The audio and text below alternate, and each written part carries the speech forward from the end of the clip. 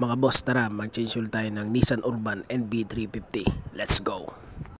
Mga boss, may cover yan sa ilalim, so gagamit tayo ng flat screw tsaka 10mm socket, ratchet tsaka short extension. So may cover po yan, meron yung clip na 4, so tanggalin lang natin yan, gamitin natin ng flat screw.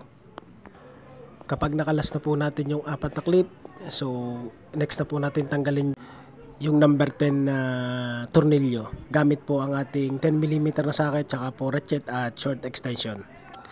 Kapag natanggal na po natin yung number 10 na tornilyo, so gamit lang po tayo ng number 14 na box wrench or pwede po yung socket na number 14. So pwede na po natin luwagan yung drain plug nya, so lagi pong pakaliwa ang pagluluwag po ng ating tornilyo.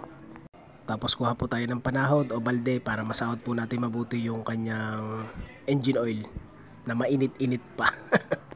So makikita nyo talagang mainit yan, pero sanay na kami sa ganan.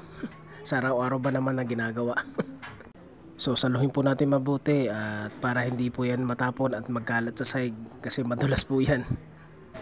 So kung makikita at mapapansin nyo, kapag mga diesel engine, talaga pong napakaitim ng engine oil. So habang nagpapatulo nga po, so magkakalas naman tayo ng kanyang oil filter. So gamit lang po tayo ng socket, number 10mm, tapos short extension, tsaka po ratchet. So 4 na tornilyo po yan na number 10. So lagi pong pakaliwa ang luwag po ng ating tornilyo. Kapag naalis na po natin yung cover na yan, makikita na po natin yung oil filter ng ating Nissan na Urban NB350. Ayan po yung kanyang oil filter. Kung makikita nyo po, original po yan. So gamit po tayo ng filter wrench dyan. Tsaka po number 27 na box wrench.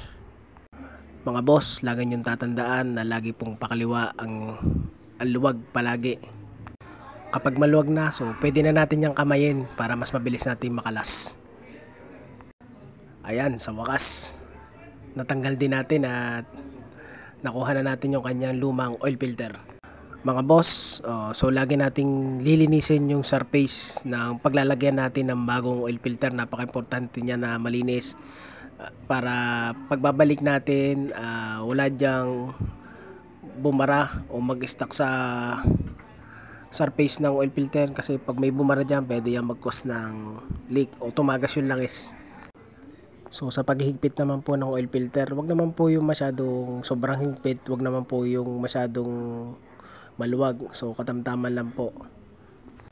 Kasi kapag sobrang higpit mo, baka masakal siya. Joke lang. Kapag okay na po at mahigpit na po yung ating oil filter, so pwede na po nating ibalik yung kanyang cover. So kamayin po muna natin yung pagbabalik ng tornilyo ng number 10 kasi para hindi po mabilog yung kanyang thread.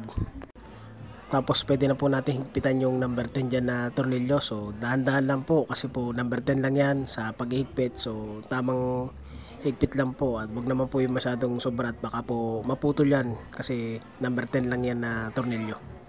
Sa mga gusto pong mag DIY, so kayang-kaya nyo po yan. Basic na basic po yan.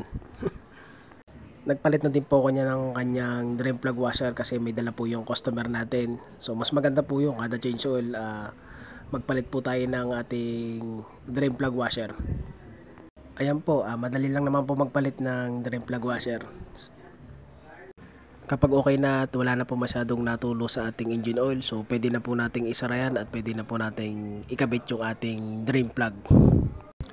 Mga boss, napaka-importante po na mahigpit po yung ating drain plug para maiwasan po nating mag-leak yan.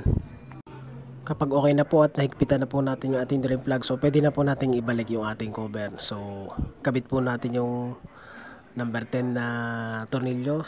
Next po natin yung 4 na clip nya. So habang kinukumpleto ko ngayon, nagsasalin na yung isang kasama dyan sa taas ng langis.